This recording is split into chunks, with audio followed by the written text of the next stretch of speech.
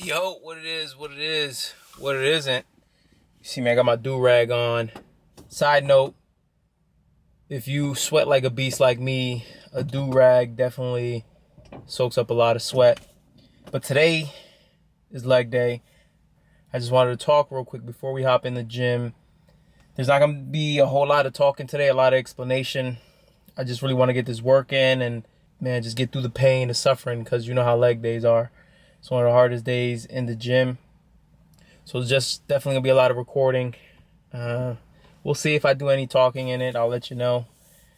Put a little bit of audio in the background for you.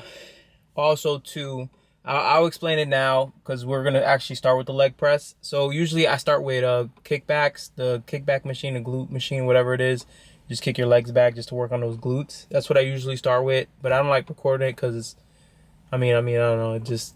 There's nothing really special about it. So I usually start there and then we hop into the leg press. And then on leg press, you're going to see me set it up. I have a yoga, like it's like a ab mat or yoga mat, whatever you want to call it. And you place it on the seat of the leg press and then you lay back on it. Just so that way you're more lifted up and you can get a really deep stretch on the leg press. Like, I was doing 6 plates on the leg press. Now I can only do like 8. No, I'm 8. I can only do like 5 right now. So definitely love it. I got it from Renaissance Periodization, that channel. Man, he's a wealth of knowledge and he's actually backed through degrees on his knowledge. Definitely, if you really wanted to look for deep stretches in the legs, get on that. You could even put like a yoga mat back there. I was using the yoga mat for a while. It was hurting my lower back because it was literally putting all the pressure on my lower back. Instead, now I got the actual like kind of mat and it just like places really nicely. All right, let me just stop talking so dang much. We're gonna hop in here, get this work, leg day, and I'm gonna take my butt home, get some sleep. Tomorrow, start a new day. So I'll see you in there. For a man. Stand up and be a man. Make the hard decisions. Make the sacrifices. Make the unpopular decisions. And become comfortable in your own skin. And if you are not a person that you are comfortable being alone with, that is the one person in this universe that you have full power, full right, and full responsibility to change. You want to become best, you want to become champion, and now you want to say like you tired. Who cares? You tired or not? Nobody care about you. Even you, if you're gonna watch fight, you just watch fight. They walk out inside the cage, they fight, and they leave. You don't know what happened behind the scenes. Yeah. This is not your business. Nobody care about this. Yeah. He was tired, he have personal problem, family. Nobody cares. You don't know, like, you just see how he fight and he go. Yeah. And for this one, you have to train so hard. If you don't want, halas, go back to Dagestan. Nobody gonna ask about yourself. If without you or with you, there is always gonna be champions. With your name, this is your choice. You wanna put your name there? Okay, work hard. No? Bye-bye. I was gonna rip his heart out. I'm the best ever. I'm the most brutal and vicious and most ruthless champion there's ever been. There's no one can stop me. Lynx is a conqueror. No, I'm Alexander. He's no Alexander. I'm the best ever. There's never been anybody as ruthless. I'm Sonny Liston. I'm Jack Dempsey. There's no one like me. I'm from Nairclaw. There's no one that can match me. My style is impetuous. My defense is impregnable. And I'm just ferocious. I want your heart. I want to eat his children. Praise be to Allah. What do we do? You're 16, we give you a driver's license. Okay, well, wait, like you get a job? Like when do you become a man? You become a man when you become responsible for other people. You should be a monster. You know, because everyone says, well, you should be harmless, virtuous. You shouldn't do anyone any harm. You should sheath your competitive instinct. You shouldn't try to win. You know, you don't want to be too aggressive. You don't want to be too assertive. You want to take a back seat and all of that. It's like, no. Wrong. You should be a monster, an absolute monster. And then you should learn how to control it. Time to stay focused. It's time to decide clubs, partying, trying to fit in and socialize, rub elbows with everybody so people can stop calling you weird. Why are you so antisocial? Because I'm trying to get it. Why are you staying on the basketball court so much? Because I'm trying to get it.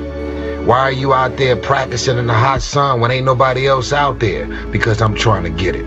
Why are you not clubbing? Like every time I text you and invite you to go do something fun and cool, you always studying. Because I'm trying to get it. Let me tell you something, homie. These women ain't going nowhere.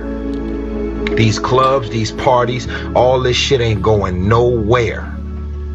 The more weird you are is a reflection of how committed you are to focusing on your shit, molding and shaping and developing your ideas and your craft so that when it's time for you to make your rounds, you gonna fly. Fear is never reaching your potential. That's it. That always falling short, always quitting before you're done, always procrastinating, always not doing the right thing. And then one day you're an old man. Yep. And you look back and go, God, I could have been great. Yep. I could have been great. I don't care how good you are in anything, you don't have discipline, you ain't nobody. Right. You're nothing without discipline. Because you give up under the slightest struggle without discipline. 100%. I mean, discipline is doing what you hate to do, but do it like you love it. Doing what you hate to do, but do it like you love it. That is a great quote. Mm-hmm. And if you can do that, you could be successful in anything. Fucking passion. There's no fucking motivation.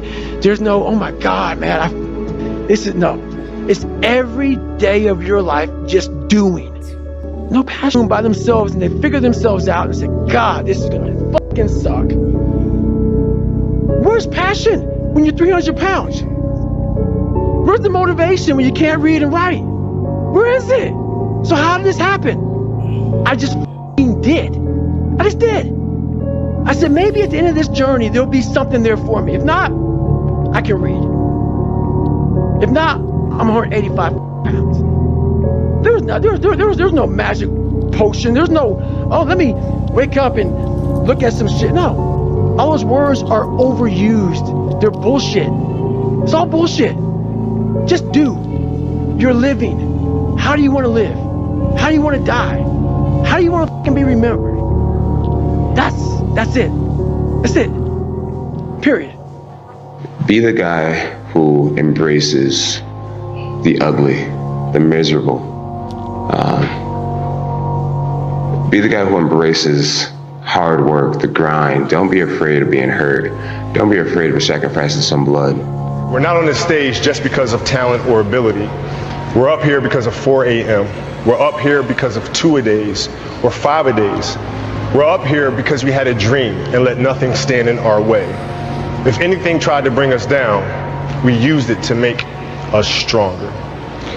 We were never satisfied, never finished, will never be retired. My high school English teacher, Mr. Fisk, I actually paid attention one time in class, and he said, he had this beautiful... Yo, what it is, what it isn't. I decided to take you off my mics, my microphones, because apparently what I've been using is these 3.5 jacks, but they're only one line around it. You're supposed to have a double-lined one. So I had to order that piece because I'm starting to notice that when I put on my headphones, I can only hear myself in one ear, which is crazy, outrageous. So I had to order that, and now we're just gonna record it this way. I gotta try to fix the audios that I've already recorded to make them double-sided. People don't really realize, man, it takes a lot to try to be a content creator or just record videos. It takes a lot of time and energy. And I know people make fun of it, but it does take a lot of time and energy, and I give credit to all the content creators out there that are trying to make it, because, man, it's a lot sometimes. But anyway, on that note, let's get it in. We're going to talk about why I want to compete in bodybuilding and how much would it mean to me. So the reason why I want to compete in bodybuilding is because I want to be able to look myself in the mirror and say I accomplished something. I felt like I didn't accomplish anything. I played football in high school. I was really stubborn kid. I realize now, as I got older, that I was such a stubborn kid. I didn't listen to coaches. I never believed what a coach said. Man, I had coaches tell me that I was not good enough. I would never be anything. But I never let it faze me. I always try to be my best and just prove them wrong. I got to the point where I was able to get to at least a Division II school. I walked on. They were going to give me a scholarship at the end of the year. They made me a captain after the season was over, even though I was a redshirt freshman. and I walked away from everything. I decided to transfer to a Division III football school and just finish my college career just playing regular football. That didn't go so well. I was stubborn, hard-headed there. I was always in the fights with the coach. I ended up leaving the team because partly, I get it. Most of it was my fault. I should have came to him at the time where so they do this fundraiser to afford a t-shirt and basketball shorts for working out. So you have to come up with the money for that to have it, right? I didn't do all that because I didn't have the money. Man, at the time, me and my dad were living in the same bedroom. My dad didn't even have his own place yet. We literally just transitioned from high school where we lost our crib. My dad was trying to find his footing, save up money, and he was living in a apartment with 2 other people, and he had his own room. And when I came back home from school during the breaks, I would sleep on a little cot right next to his bed in his little room.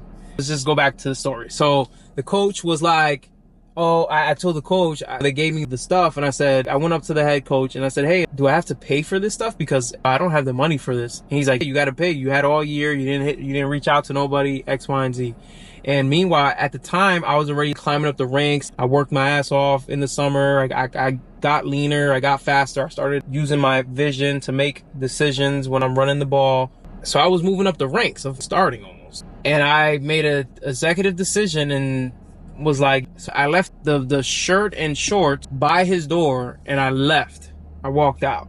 So basically that meant in his eyes, he thought I was leaving the team. For me, that's not what it meant. For me, it was, nah, I can't pay for this. I can't wear it. I'll wear whatever I had from last year. And I go to practice that day and he literally demoted me to the practice squad. I was livid. I was so livid. And on the practice squad, I was going against the first team defense and I was just fucking hitting them, running hard, trying to just make noise. And I was getting in their face, going crazy. Well, what ended up happening is one of them tackled me and I ended up hurting my calf. And out of nowhere, my calf got really bloated. And I'm like, yo, what the heck? This is BS. And I realized after all that little commotion, I'm like, yo, I'm on a team. The coach doesn't like me. He demoted me to the practice squad. Now I'm hurt. Now I'm going to miss even more time. And on top of all that, I have a car that I have to pay for, insurance. I have a phone bill that I have to pay for. What am I doing? At that point, I'm like, I'm done. So I stopped playing football and I ended up just working, finishing out the year, and then I moved closer to home. What people don't know is the new school I went to, they had football tryouts because I guess they were rebuilding the team. And I found out super late about the football trial. Some guy, because I was wearing my little varsity jacket from high school, and the guy was like, yo, you're trying out for the football team? I was like, no, why? He's like, oh, well, they having this, that. So literally last minute, I had to run to the head coach's office, get all my paperwork done so I could try out for the team. I was like, yo, I literally just transferred here from the fall. I want to try out. And bro, they gave me pure hell. I'll never forget, I met the running back coach, and I was joking around with him because the head coach told me, he was going off on me. He's like, yo, what are you doing? Why don't you have it all together? I'm like, hey, I'm sorry, sir. I literally just found out about this and I came right away. I want to try out for the team. And he's blowing up on me. So the running back coach takes me to the office and I'm like, man, I've said, man, the head coach, man, he's a serious guy. And he was like, oh, if you can't take the way he talks to you, you should not be playing. And I'm like, bro, from that point on, I see where this is going. Sucks, man, but hierarchy in football, the reason why I didn't work out is because they always wanted things their way, and if you wasn't the top kid, you had to follow what they told you to do. And I was always the kid that didn't follow it, and I always got in trouble. So that was my problem. But let's go back to it.